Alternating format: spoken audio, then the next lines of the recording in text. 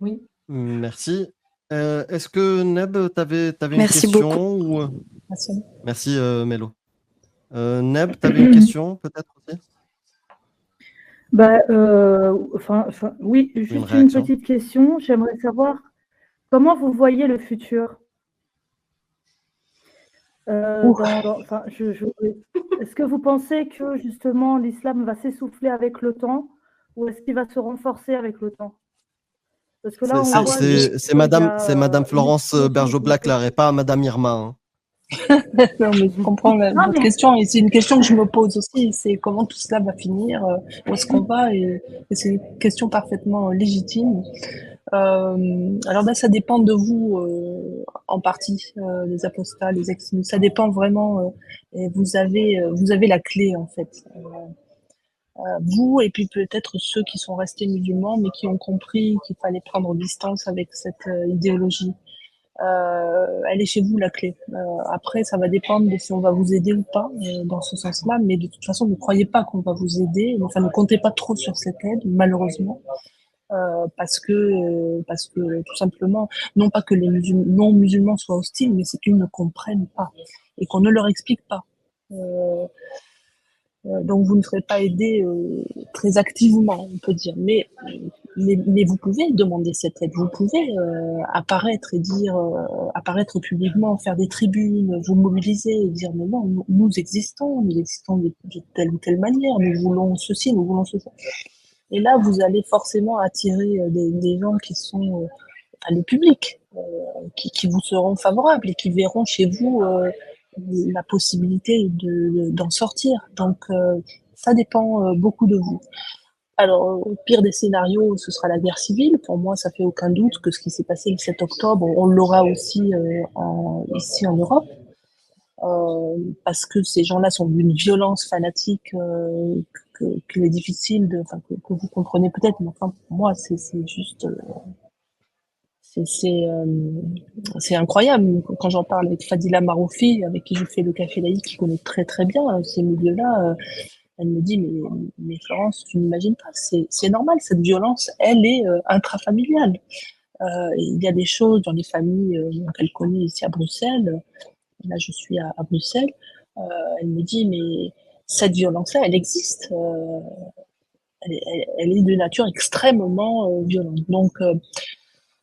Donc cette violence-là, on est en train de l'exciter en fait à travers ces images, etc. Des gens qui sont prêts à partir, prendre les armes et partir en Palestine.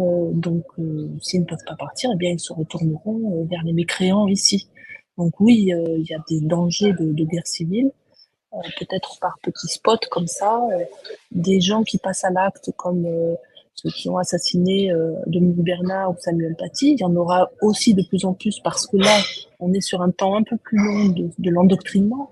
On apprend aux gamins à considérer que Dieu les regarde dans tout ce qu'ils font, puisque de toute façon, il faut les tourner vers l'objectif, il faut qu'ils adorent Dieu dans tous les actes de leur vie. Et de plus en plus tôt, les gamines voilées à 5 ans, ça veut dire que plus il leur sera impossible d'enlever le voile, elles vont se sentir nues, vulnérables, mécréantes, enfin ça va être affreux. Donc elles vont fabriquer aussi d'autres petits musulmans comme ça, et la violence va exploser. Pourquoi? Parce que le frérisme qui est lent et patient produit aussi toujours ces djihadistes à la marge. C'est-à-dire des gens qui ne peuvent pas être patients, qui au bout d'un moment se sentent pas aussi forts qu'on le leur demande, et qui pour sauver leur famille, parce qu'ils ont été mécréants, parce qu'ils ont ils ont eu des conduites illicites, vont se sacrifier. Et on le voit aussi par la permission des mères qui quand même acceptent que leurs enfants meurent. On le voit en Palestine, ces femmes qui crient de joie parce que leur fils est mort.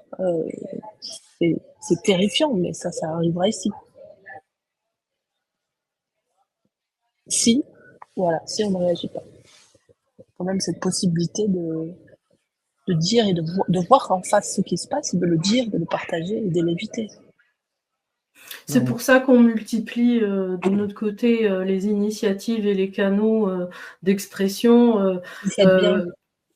On Et est soyez, par encore dans exemple, cette... Oui. Par exemple, la petite, mine de rien, cette petite introduction que vous avez fait, que j'ai trouvé plutôt sympa. Ouais, alors allez-y, enfin, soyez communicants, parce que vous avez en face des gens qui communiquent extrêmement bien.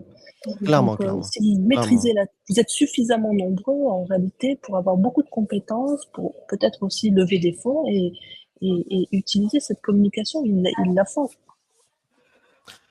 Ouais. En tout cas, depuis... Pardon, vas-y, Amir.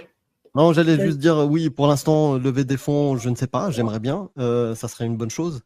Il y a des associations qui ont été créées dans ce but-là aussi. Je parle de l'AX sans frontières et la MELP.